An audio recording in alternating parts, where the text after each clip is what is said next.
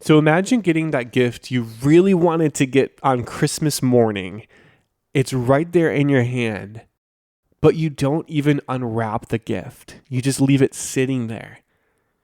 Maybe in some ways, that's what we do with the Eucharist. This is Truth Pop with Jake and Kathy, a Catholic take on faith and culture. I'm Jake. And I'm Kathy. Welcome to another episode of Truth Pop, giving you a Catholic take on faith and culture, helping you to live out your faith in modern day society. So last week, we were able to go to the Seek 24 conference with over 22,000 people there, mostly being college students. We also had the opportunity to interview Dr. Edward Sri, who is one of the founding members of Focus. In talking to Dr. Sri, we got into the source and summit of our faith, the greatest gift that we could ever get. That's the gift of the Eucharist. See, like a few years ago, this Pew study came out that found that 7 out of 10 Catholics don't believe in the true presence of the Eucharist. So now something is going to be going on this next summer that's going to help to change the hearts and minds of Catholics around the country to better understand the gift of the Eucharist. We're going to talk to Dr. Sri about that in this episode. Check out the interview now. We are here with Dr. Edward Sri at Seek 24 in St. Louis. Dr. Sri is a founding member of Focus, the Fellowship of Catholic University Students, and the Senior Vice President of Apostolic Outreach for Focus.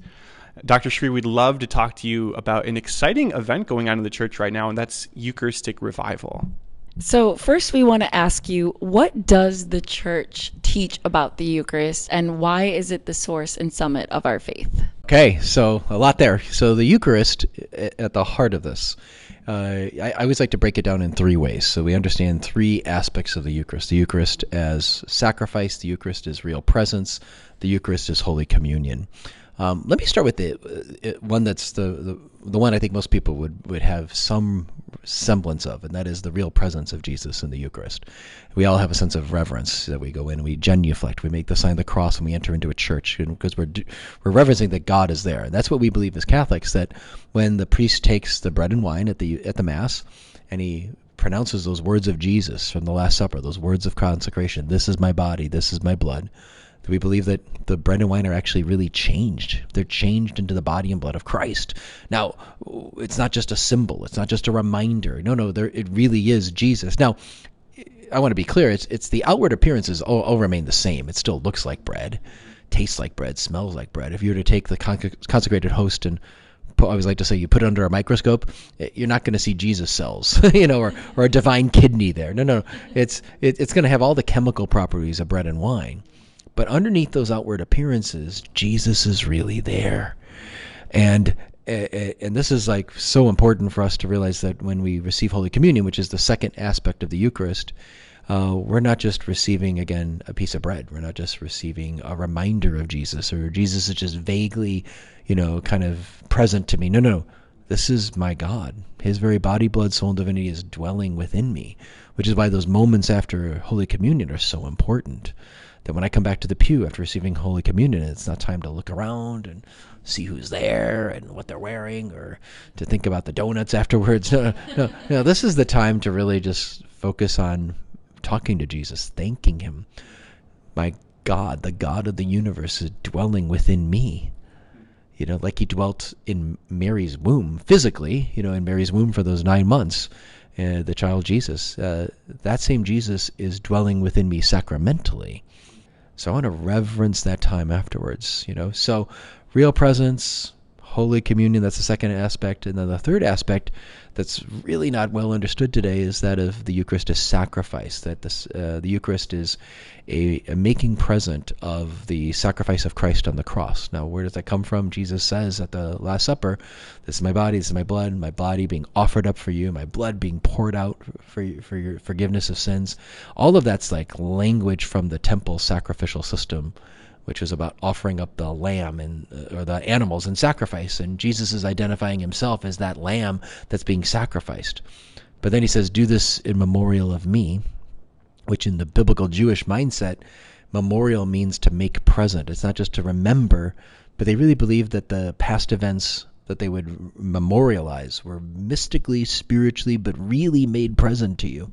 So, for example, when they celebrate the Passover, they celebrate it as a memorial. They believed that when they did that they were at one with Moses and Aaron and all the original people in that Exodus, that they were in unity with that original founding event of their nationhood. So when Jesus says, do this as a memorial of me, he's saying, do what? Do the offering of my body, the pouring out of my blood. Do that. Make that present. In other words, his sacrifice of his body and blood is made present to us. Why?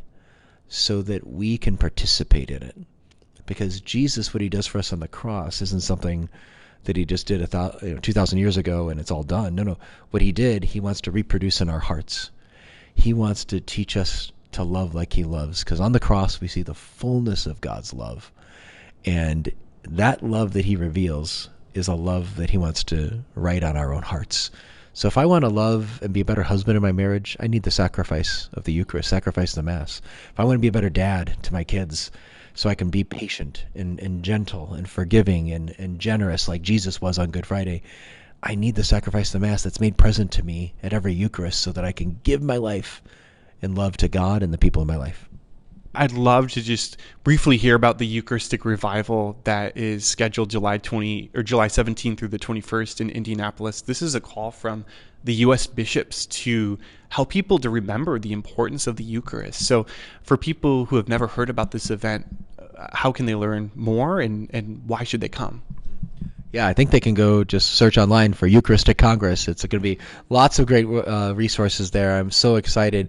I did a podcast all on this recently, and I'm going to be one of the speakers there. So I'll be giving one of the keynotes. I'll be doing a breakout session. So I'm thrilled. I can't wait. There's going to be tens of thousands of people from all over the United States. They're doing a Eucharistic procession from four corners of the United States that will end in Indianapolis. And so that's where the event will be. But the revival is to spark a renewal in our faith in the Eucharist. And the U.S. bishops, years ago, I served on the initial committee as they were looking at the strategic planning for this. They understood well that this is the center of our faith, but most Catholics don't really understand the Eucharist. The 2/3 of Catholics don't believe in the real presence. They just think it's a symbol. That's a challenge today. So we need to rekindle people's faith in the Eucharist, their devotion to the Eucharist. And so parishes around the country, dioceses around the country have been running all these programs, initiatives to try to draw people to a better catechesis, helping parents understand the Eucharist better so they can teach their children better. This has been happening the last year and a half, but it's all going to culminate with this great Congress this summer in Indianapolis. And you all need to be there. If you're listening to this and you want to be a faithful Catholic and grow in your faith, join the bishops as they all come together. We haven't done a Eucharistic Congress in the United States since, I think it's been over 75 years, maybe, so it's been a long time. So this is a unique, probably once in a lifetime opportunity to see the church as a whole. You're going to see people from all specters of all sections of the United States, all coming out to worship our Lord in the Eucharist. There'll be great talks. There'll be opportunities for a procession, time for it to live our faith in the Eucharist. But it's so inspiring when you're with tens of thousands of other people and worshiping Jesus. Cannot wait. July 17th through the 21st, the National Eucharistic Revival. And you can check out their website to get more information. But Dr. Sri, thank you so much for all the work you do with Focus and your podcast, All Things Catholic. Just really appreciate your time today. Thanks so much for having me. God bless. That was Dr. Edward Sri, a founding member of Focus, talking about the greatest gift of our faith, the Eucharist. And again, we do encourage you to check out the Eucharistic Revival. There's great videos and resources on the website right now where you can learn more about the teachings on the Eucharist.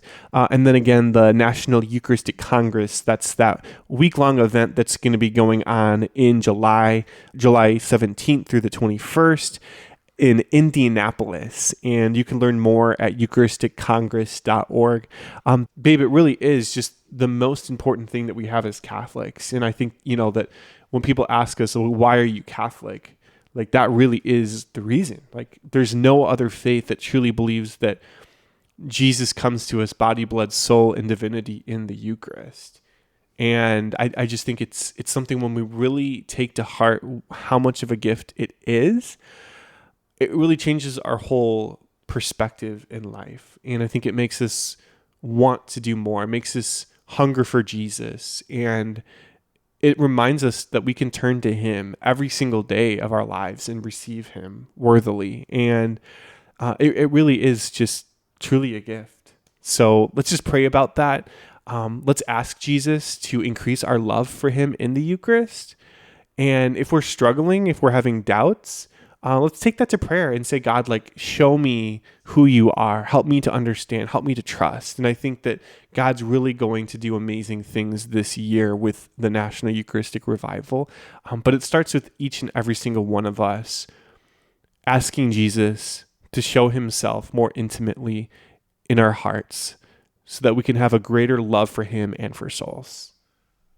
Yeah, I completely agree with you that this is something so special that we could easily take for granted. Jesus comes to us in such a humble way, and he truly is present. And I literally need to remind myself every time before I receive Holy Communion, I pray a specific prayer to remind myself and also to give Jesus that reverence. And I can share that prayer with you now because it helps me. So maybe it'll help you. So what I pray before I receive communion is, Jesus, I believe that you are truly present, body, blood, soul, and divinity. And I believe that receiving you now has enough grace to make me into a saint and to make miracles happen. I give myself fully to you in this Eucharist, and I receive anything you want to give to me. And Lord, I pray for true communion with you at this time. It just really shows how much Jesus really does love us, right? And Father Mike Schmitz gave this great talk.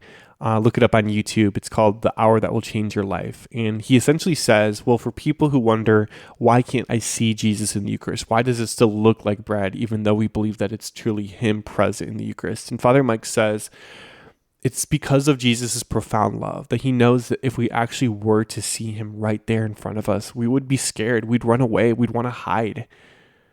But Jesus is so humble, and he doesn't show his true self so that we could come to him as little children and receive him worthily and trust to know that he's transforming us into his image, that we can take him into the world and be his presence and be his light. And when we truly understand that Jesus truly is there in the Eucharist, again, it changes our life.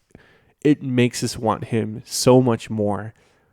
And I just pray that you don't take that gift for granted, that maybe starting today, starting tomorrow, go to Mass. And if it's been a while since you've been to Mass, if you feel like, maybe you have some sin that is keeping you from receiving Jesus in the Eucharist, go to confession, and then you'll feel that glow, you'll feel that lightness so that you can receive him and have that greater bond with him. And know that he loves you so much. He wants to be closer to you than ever before. This is Truth Pop.